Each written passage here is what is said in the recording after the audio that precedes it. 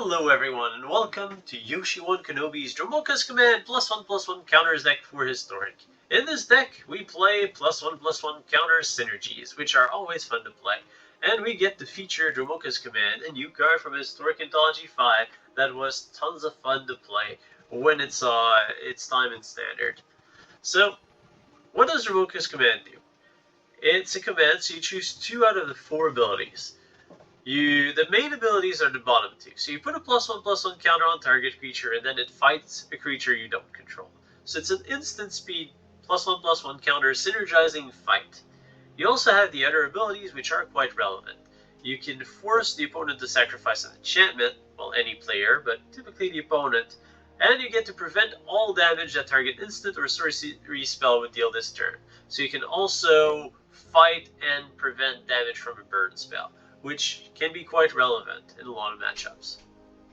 So we're building this around with a bunch of +1/+1 counter synergies. In the Historic, you can't go wrong with Conclave Mentor and Winding Constrictor, which allows you to put 2 +1/+1 counters whenever you would put a +1/+1 counter on a creature.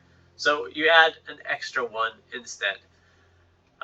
So with these 2 cards at the center of our deck, then we want +1/+1 counter cards. So we're playing Pelt Collectors and Swarm Shamblers in the 1-drop spot, because Pelt Collector grows really fast and Swarm Shambler provides a defensive effect, can also grow fairly fast. We're also playing Micaias the Lunarch because it enters with +1/+1 counters. It's kind of like a Stone Coil Serpent, but you get to grow it with +1/+1 counters or move the +1/+1 counters on each other creatures you control.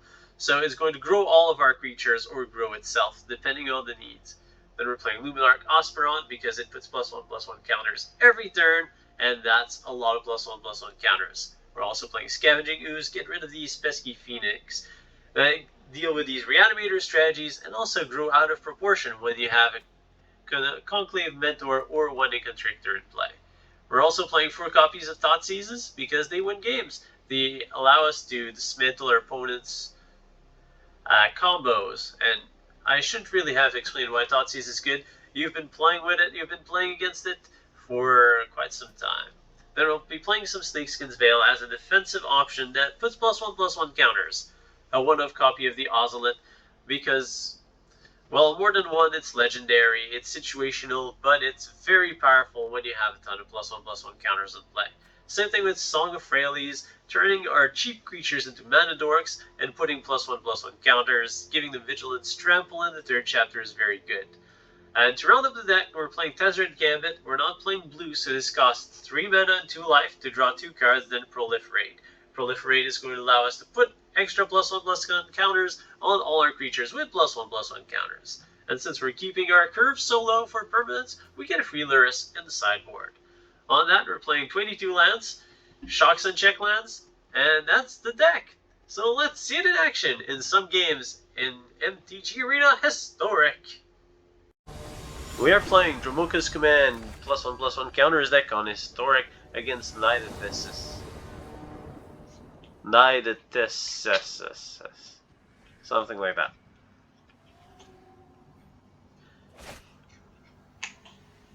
Well, that's seriously lacking on lands. So I think we have to send it back. Also, we don't have white, which does come from the 1 land. Alright, 2 lands. This is quite keepable. We'll send back the Pelt Collector. We'll be banking everything on that Luminarch Aspirant. Alright, we find another Luminarch Aspirant. Let's see what we're dealing with. Thoughtseize you. Stompy Green with Cocos. Oh no, Elves.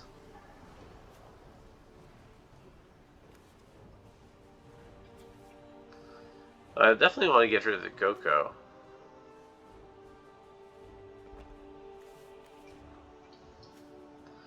Let's remove the 2-drop for now.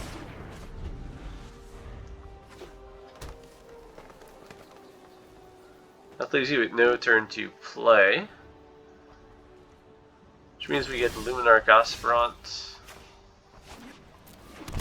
Then I'll get a Luminarch Aspirant next turn and take away the collected company using our Thoughtseize. Or you can find the perfect. Finding the perfect's not a bad idea.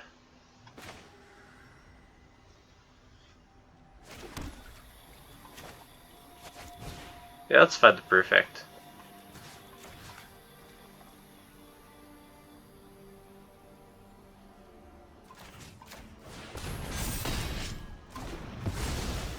And get rid of that Coco.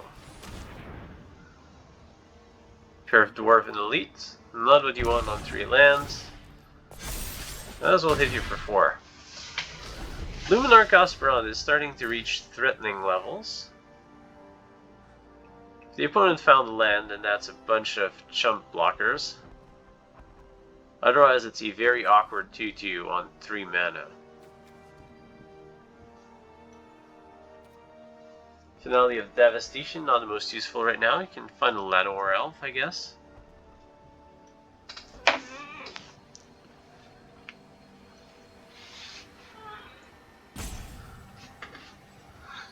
Although our follow-up play is not that threatening either. Just a Luminarch Aspirant. It's fine, because we have the biggest creature on the board.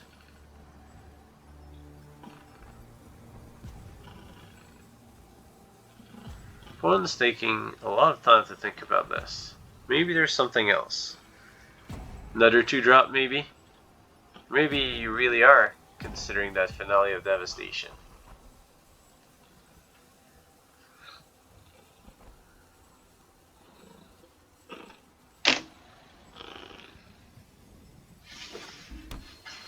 Okay, just go double Dwarf and Elite then.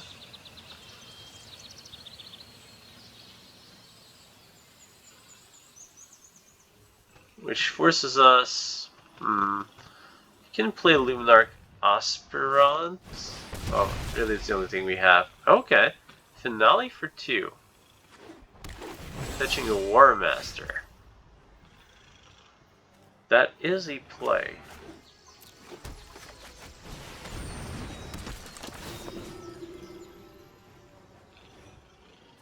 We'll apply damaging pressure this turn. Attacking with a 6/6. Our opponent's about to go very wide.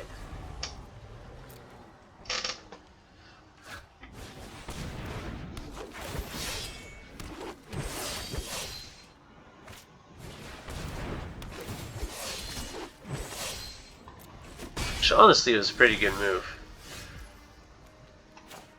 I'll play the Pelt Collector, buy a Lurrus.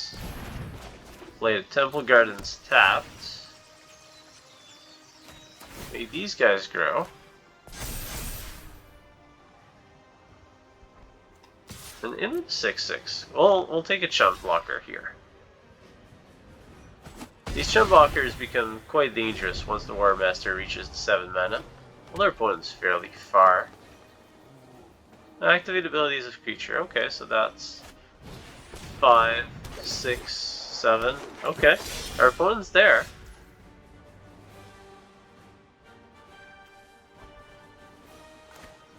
I can go Mentor Lurrus, which will make the Pelt Collector pretty big.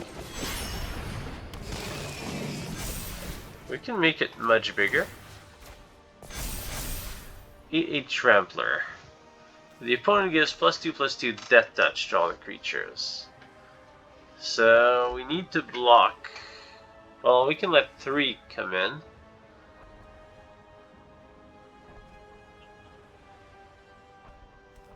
Which means we can afford the attack with the Pelt Collector. And Luminarch Aspirant. We do also have Lurrus on defense.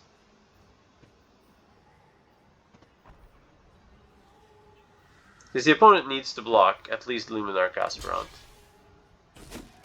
Which reduces damage output of our opponent's attack. Also, Jasper Sentinel needs to tap to get that 7 points of mana.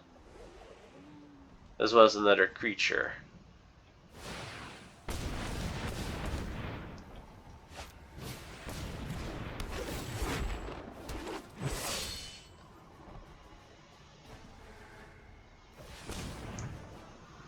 And now you're short 1 mana. Oh, yeah, you can do that.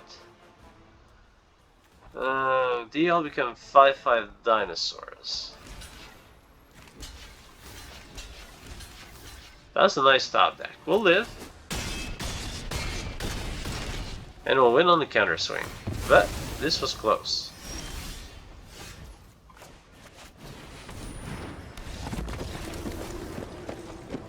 I was scared there for a second.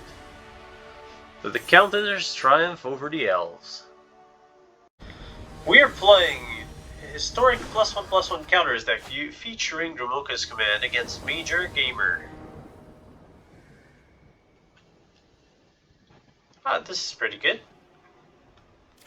A little shock heavy, but it's nothing Thoughtseize won't fix.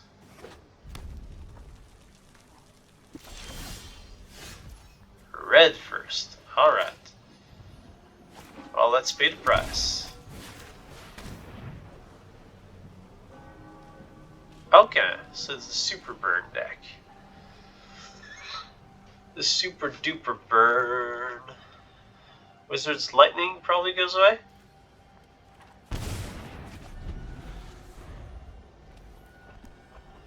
Leonin Light Scribe will hit the battlefield.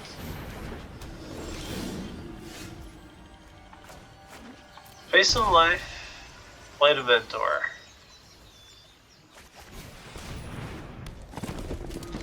That's the turn back. Opponent can crash through and attack, or the opponent can just attack. Alright, opponent doesn't take any risk. Goes for the crash through. We will let that go. Did you find a land? Yes, you did. Second Light Scribe, I imagine. Second Light Scribe it is.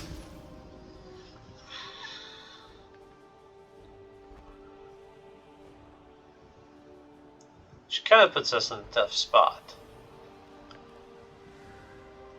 We can hold back the Dromoka's command, but double Light Scribe triggers just a lot of damage. Or we go this route and kill one.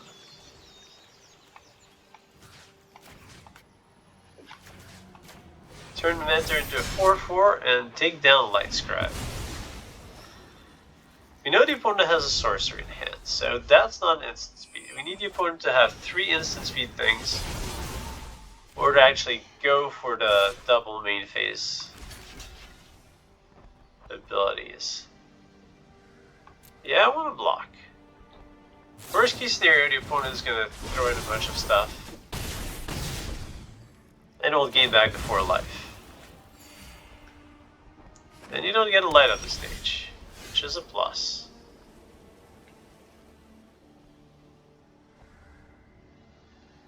Pelt Constrictor seems right here.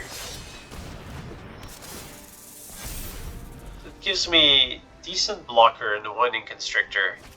We'll set up the Luminarch Aspirants. Ooh, that's a lot of lands. That's the thing with these spellcrafty decks. They run out of steam, and when they do, those land drops are really hurtful. Luminarch Aspirant, getting the Pelt Collector out of reach. I'll hit you with the Winding Constrictor, because you don't have any answer to that. Buy Lurrus, play Lurrus. Seems like a good move. Next move, that will bring you the Leonin Light Scribe number 2. So you have access to a cemetery. We all go with a similar approach of the second Aspirant as well as the Song of Frailes.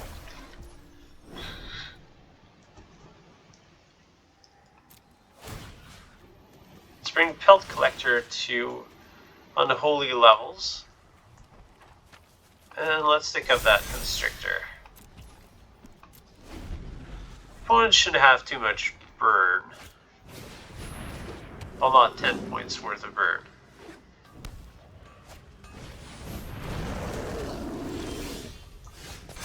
Another Aspirant.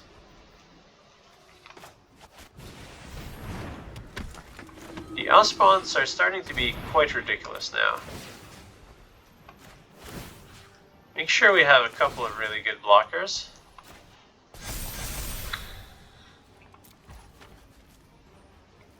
And I'll keep on passing the turn.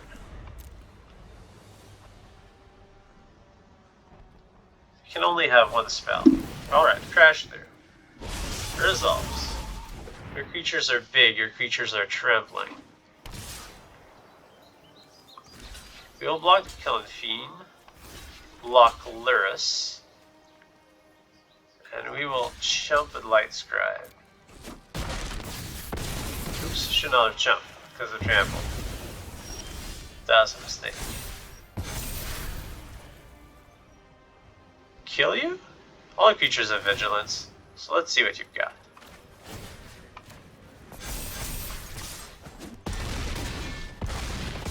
You've got nothing.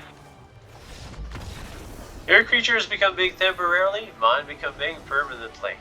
And we saw which one triumphed. We are playing Dromoka's command in +1/+1 counters Historic against Jank Tribal. So that's what I like to see. If we draw land, this is fantastic. Let's actually play the odds and mulligan. This is slow, but I'll keep it nonetheless. Let go. This will get turn 2 Thoughtseize. One Faithless Sleuthing.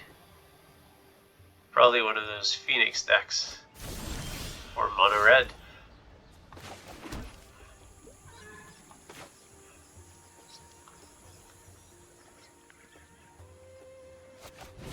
Alright, Thoughtseize you. Grinning Ignis combo.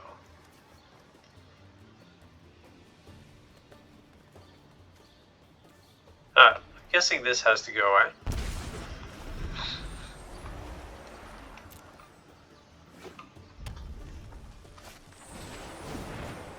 There's a lot of cantrips here.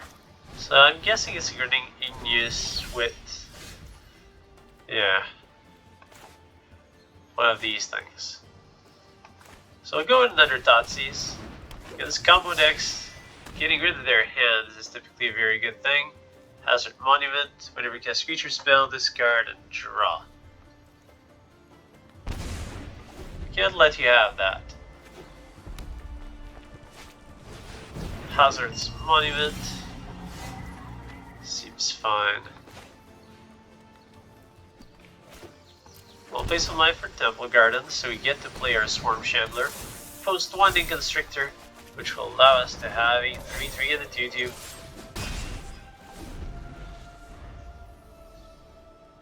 Now that's some level up, that Pelt Collector.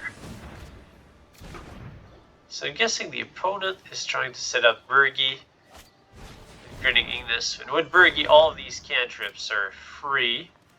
With Hazard Monument, you get to discard these mountains. So yeah, just a bunch of cantrips. Which means that if we have a Dromoka's command to kill the Burgi, we should be safe.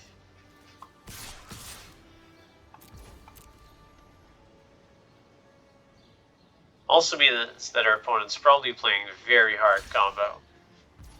And doesn't have much in terms of removal to deal with our stuff. So I'll just hold out the Dromoka's command.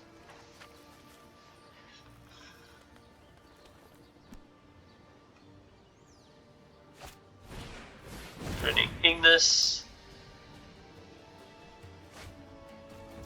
Oh, it's a Grape Shot deck, of course. Put it crashing through.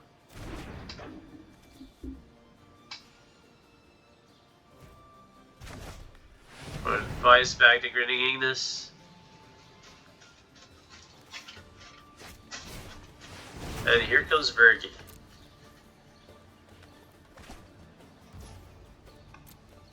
Burgi will resolve. Burgi will have to die.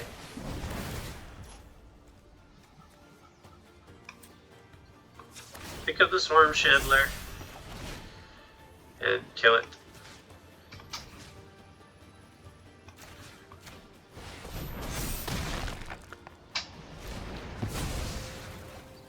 Because otherwise you win the game. I can't let you do that. Because I also intend on winning the game. And we see Dromoka's Command, All-Star in the matchup. Really, any removal spell, killing off Bergie would do it.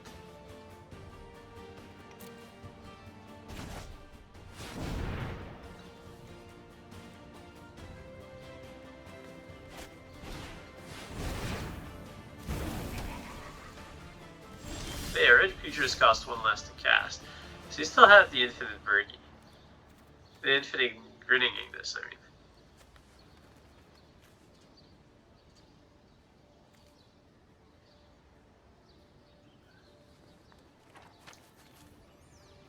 I guess that's problematic.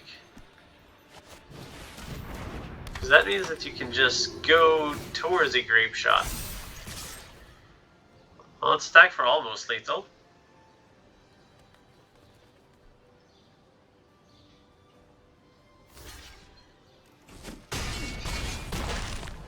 So I guess I misplayed. I needed to go after Grinning Ignis.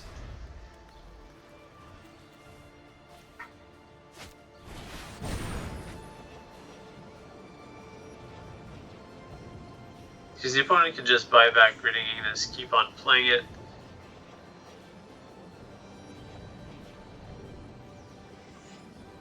Yeah, with Hazardous Monument, that's enough to combo.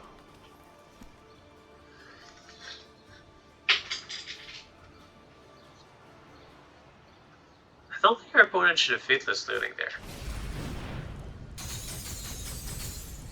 I think our opponent just missed their own combo. That's a pretty strong interaction, just Hazard Monument and Grinning Ignis. Allows you to fetch a 1-of Grape Shot and win the game.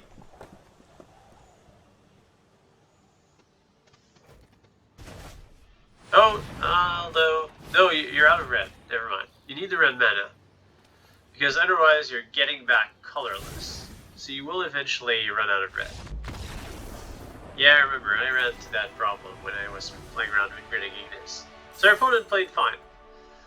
And so we managed to win by killing Bergie, which was the critical combo piece. Thank you, Dromoka's Command! We are playing Dromoka's Command in a historic +1/+1 counters tribal against the Extreme Kiwi Eye. Slightly awkward hand, but we'll keep. Thoughtseize Constrictor has won games before. Let's see if it can win this one. Thoughtseize you. Lurrus Auras. Stacking auras on this Selfless Savior is quite awkward, so we'll get rid of the Adanto Vanguard.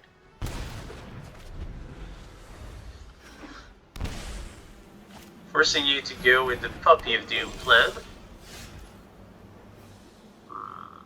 Yes. I'll just have to play the Pelt Collector. Winding Constrictor on 2. I might lose to that Selfless Savior.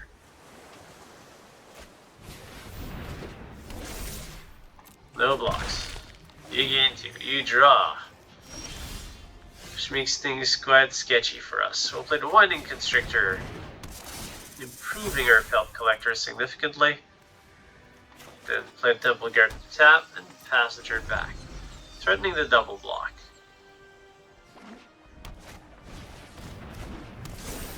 Well, the double block's not going to be an option. Instead, we will be losing the game, I think. Well, an ooze. Okay. An ooze is something. You can eat the Adanto Vanguard. So let's go with that plan. Let us tap. Hit you for 5. Down to 21. Right where we want you. Another aura for game? It's not quite. That's definitely. Yep. We'll eat that on the Vanguard. Just to show respect. And then we will die to the puppy. We are playing Historic +1/+1 counters with Dromoka's command against Sodoma. Let's see what you've got. Have pretty good opening hand, and we get to go first. This one's a Thoughtseize hand. Could go Thoughtseize or Pelt Collector, but Luminarch Aspirants are a little too small. So I think I'd rather open up with the Thoughtseize. See what we're up against and try to trip our opponent as much as possible. Well, we're not discarding the Arclight Phoenix, so I guess that's a Sprite Dragon. Not really what I wanted to hit.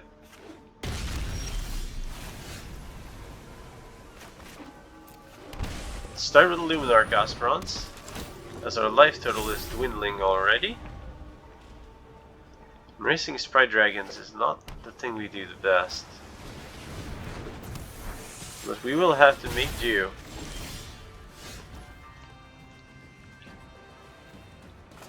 Let's go with a second Luminarch Aspirant.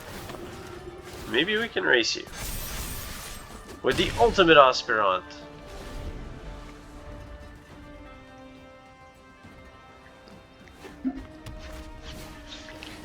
Strategic planning from our opponent.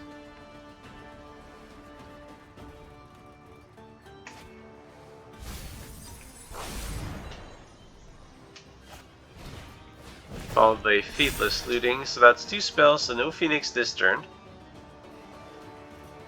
But probably one on the following turn.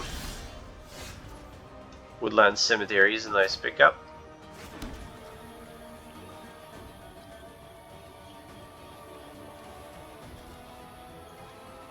Can go Pelt Collector Mikaeus. It's probably as aggressive as we get.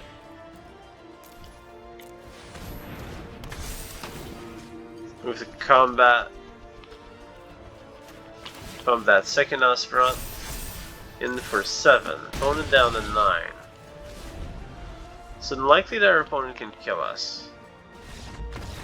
And the opponent resigns, because we're applying enough pressure.